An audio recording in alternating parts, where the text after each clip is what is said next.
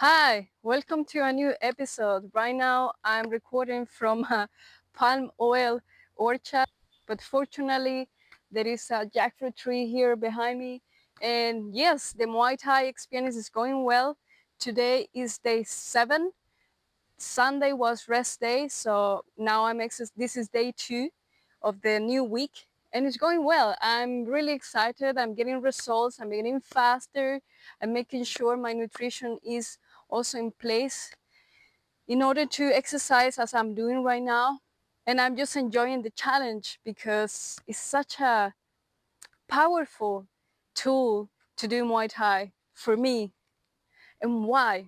Well, let me tell you. So I would like to talk about a topic that is very dear to my heart, and it is why eating a fruit-based raw diet and water fasting is sometimes not enough to heal a chronic disease. And as you know, I recently did a 17-day water fast, and during the water fast, I got hives again. I broke the fast, I started to eat, I went to Bali, and the hives came back. I came to Thailand, it's going way better. I'm not having hives like before at all. I have had here and there, but I feel like it's under control right now, and it makes me feel grateful about the process. And this make me have the insight of why sometimes to live a perfect diet and lifestyle is not enough. Well, because for us humans, we are emotional beings too. Let me tell you about my story a little bit.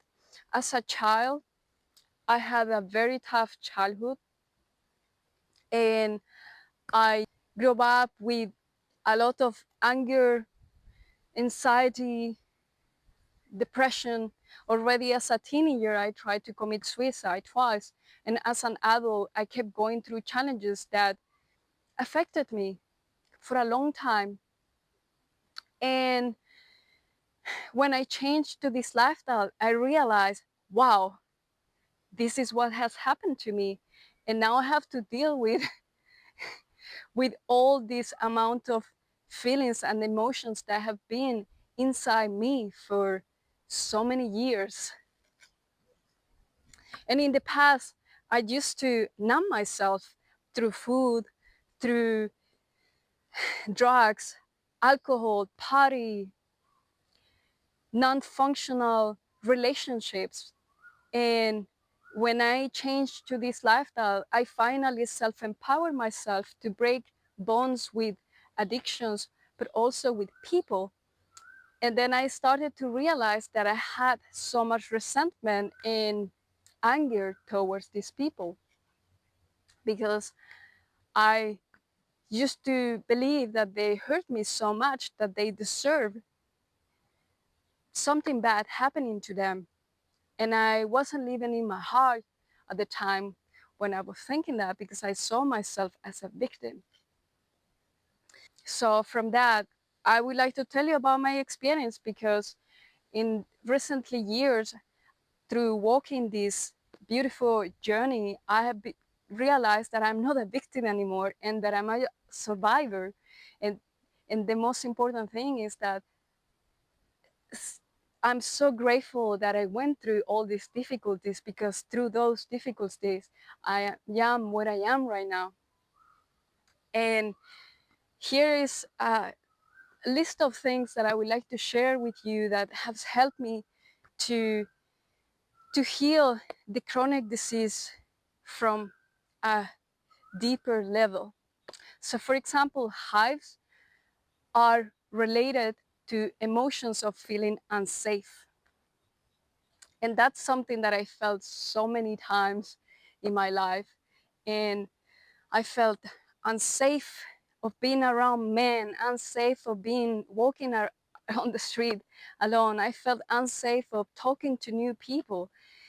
And through that realization of what hives meant emotionally, I came to the conclusion that I needed to nurture myself, and to bring safety to myself, and to understand and realize that safety is something that comes from within and it doesn't come from something external.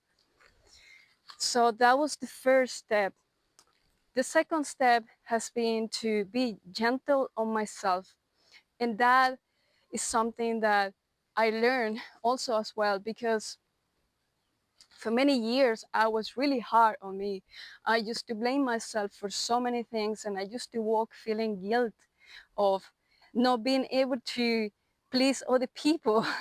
And I finally came to a conclusion in where I'm happy and content to be the one I am.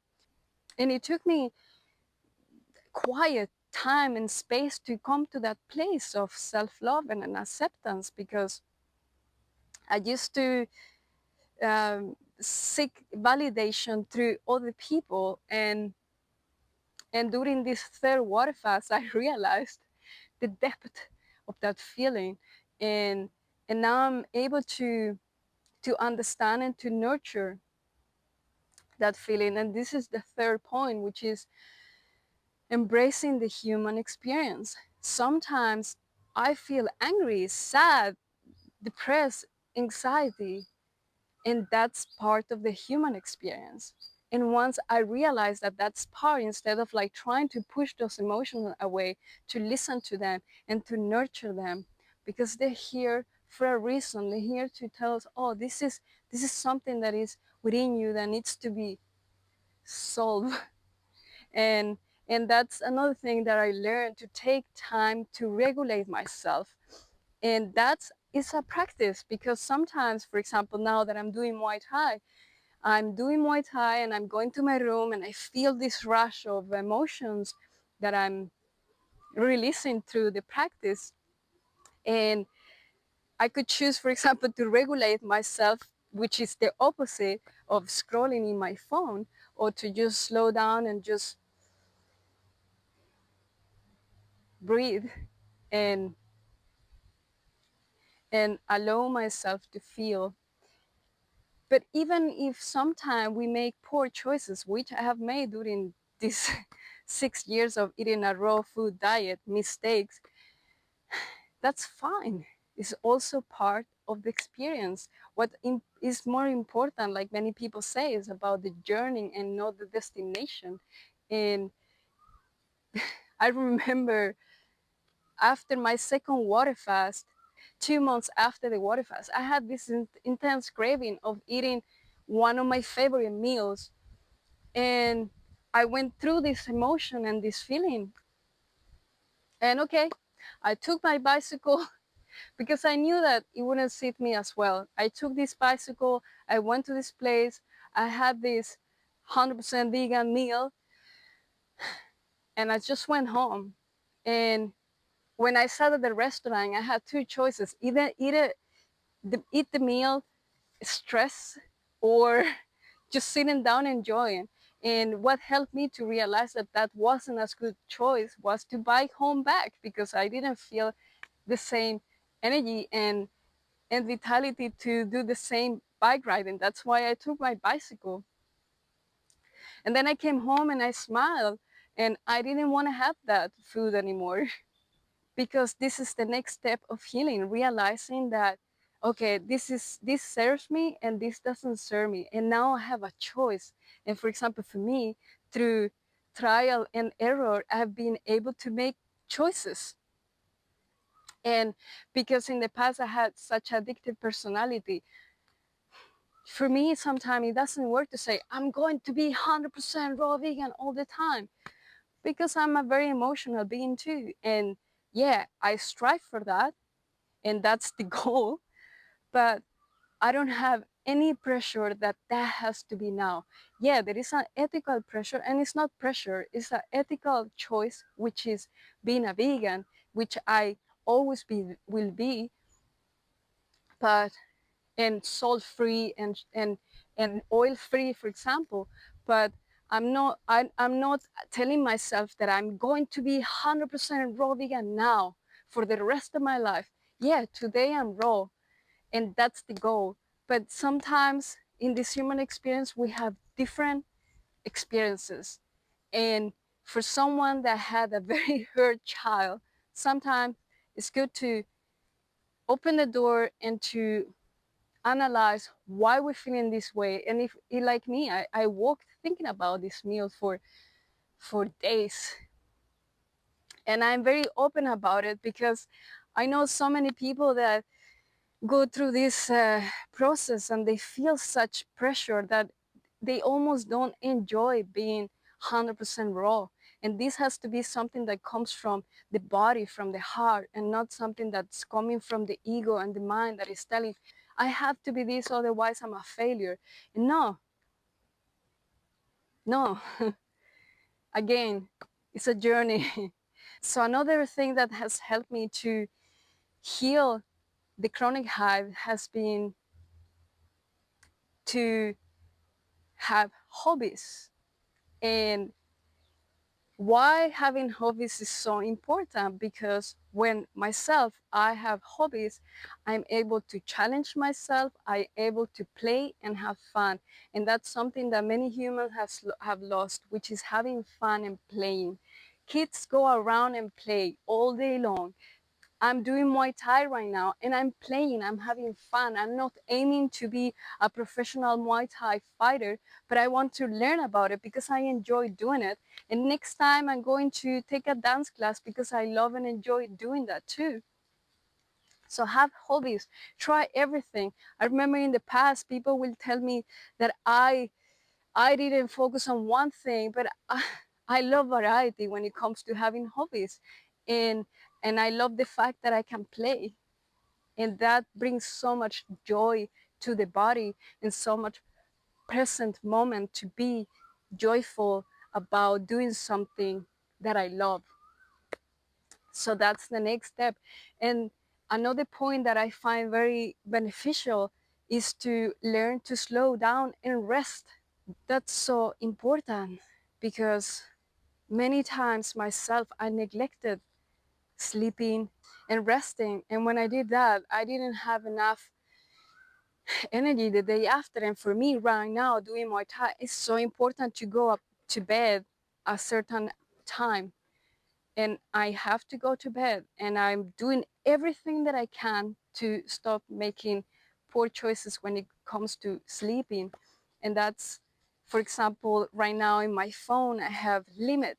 So from 9:30 p.m. to 9 a.m. I don't have access to any apps. And I want to keep having that because I go to bed at the time that I need to go to bed, and that's when I'm getting sufficient sleep to be productive during the day and doing so much exercise like I'm doing right now. So resting is very important, and society told us that we needed to be productive 100%, but that's not the case. We humans need rest. We humans need time to slow down and nurture our bodies with rest. It's a nurturing practice. And another point also is to spend time in solitude, learn to spend time alone, to reflect, to contemplate, but also to feel the emotions and to analyze life, to ask, I wonder why I'm having this obsessive thought. And for example, I will ask myself those things through journaling, then I will get answers through dreams or just through synchronization. and and that's something that I see through solitude. We are able to nurture the body and the self and to rest from distractions.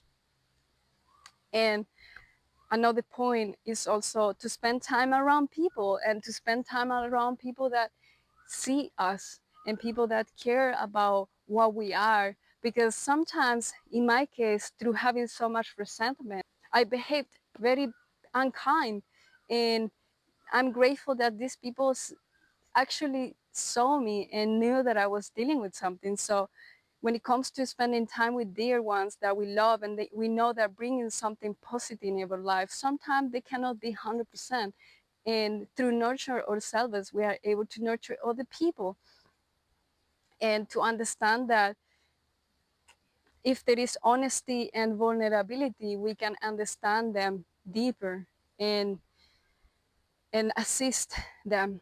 So yeah, remember that we have choice and we can choose. And I'm choosing myself to getting out this victim mentality and to self-empower myself and to forgive myself and just to keep moving forward, because that's what matters the most, to move forward through life and see the beauty that's around me, even when sometimes it's challenging, to remember that gratitude many times allow the self to thrive inside regardless of the situation. And for me, for example, traveling has been a great way to be grateful, because for me as a person that in the past used to hold control, it was so hard to get to a new place every time and to surrender to what it was.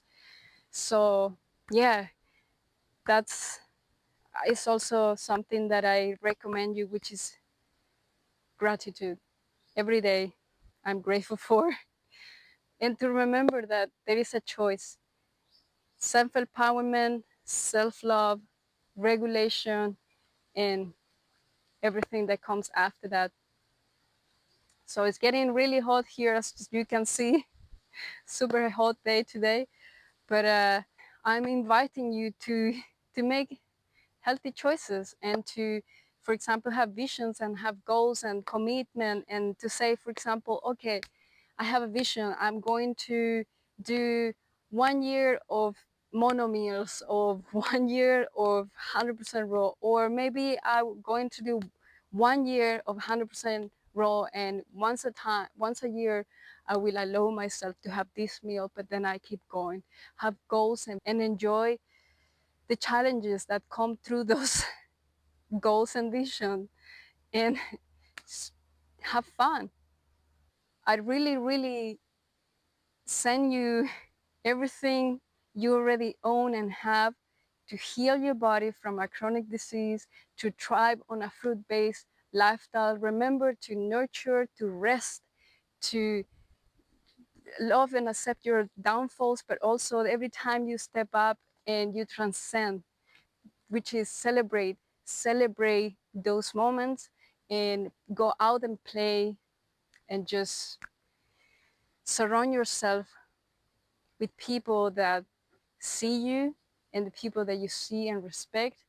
And yeah, until the next time.